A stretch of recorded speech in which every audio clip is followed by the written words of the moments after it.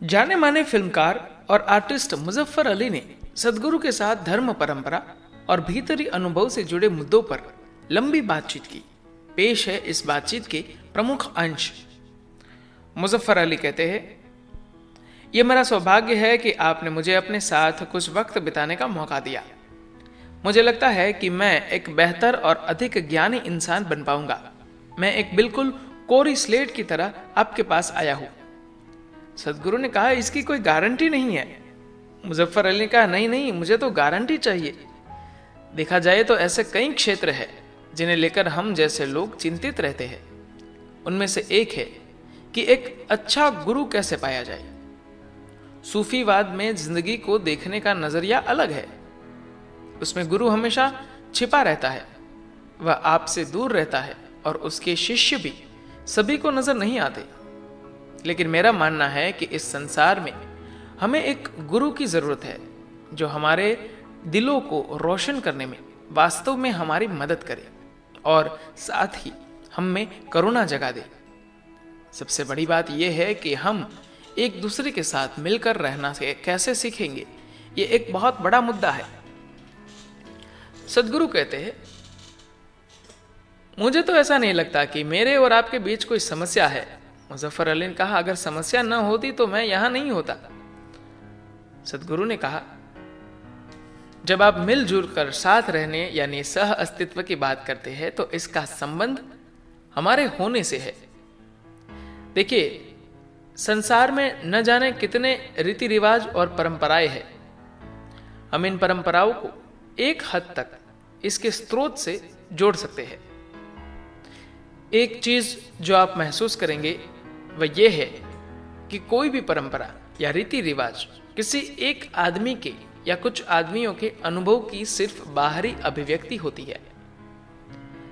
जब इस अनुभव को लोग संगठित करके दूसरे लोगों तक पहुंचाने की कोशिश करते हैं, तब ये एक सिस्टम बन जाता है और बाद में यही सिस्टम एक परंपरा में बदल जाता है। यही परंपरा कभी कभी आगे चलकर धर्म में बदलती है और कभी कभी कई दूसरी चीजें भी करती है।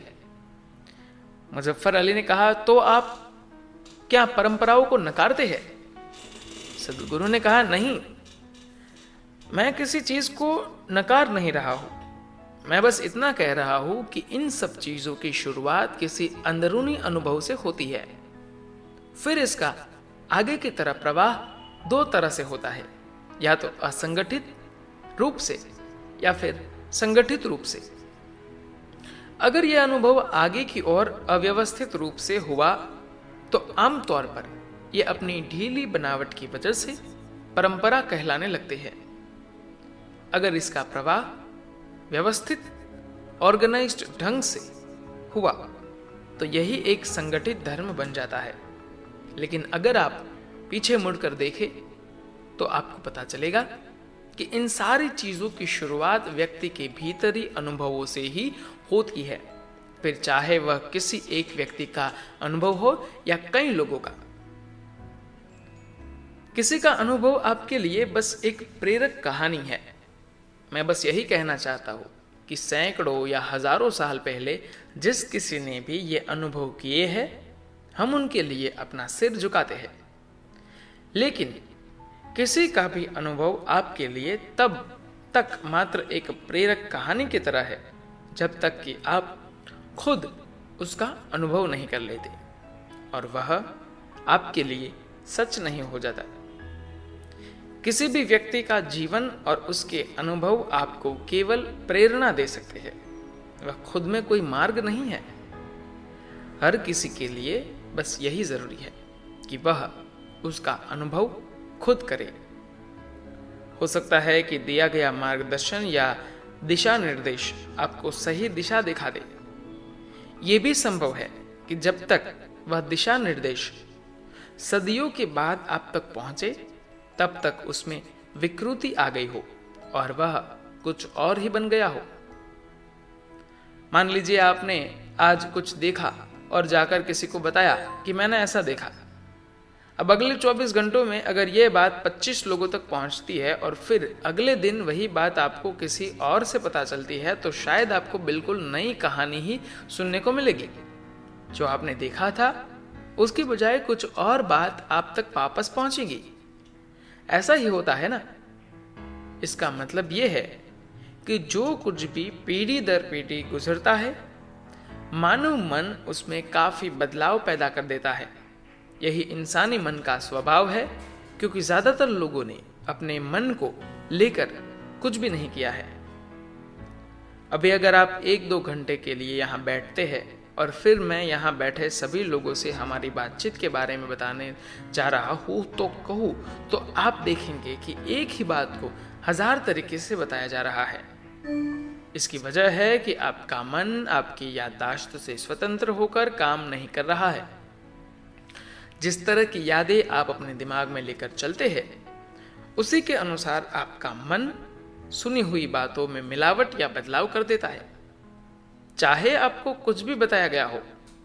इसलिए इस देश में हमने ऐसी परंपरा की स्थापना की जिससे चीजों को जहां तक हो सके ज्यादा से ज्यादा शुद्धता के साथ कम्युनिकेट किया जा सके, आगे बांटा जा सके। अब जब कोई भी परंपरा किसी काम की नहीं रह जाती है तो वह नष्ट होकर दी जाती है।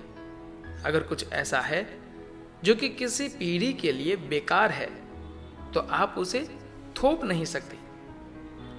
इससे कोई फर्क नहीं पड़ता कि हम उसे कितना पवित्र मानते हैं, लेकिन उसे किसी भी हाल में थोपा नहीं जा सकता। सबसे ज्यादा जरूरी बात यह है कि आप पहले अपनी परंपरा की तह में जाकर देखें कि उस परंपरा का स्रोत क्या है और क्या आप लोगों को वो अनुभव दे सकते हैं। अगर आपको लगे कि आप यहाँ बैठे लोगों को वह सब अनुभव करा सकते हैं, तो आपको ये कहने की जरूरत ही नहीं होगी कि कृपया इन रीति रिवाजों को सुरक्षित रखिए। लोग उसे हर हाल में कायम रखेंगे। इस तरह मैं आपको बताना चाहता हूं कि मैं परंपराओं को नकार नहीं रहा हूं। धन्यवाद।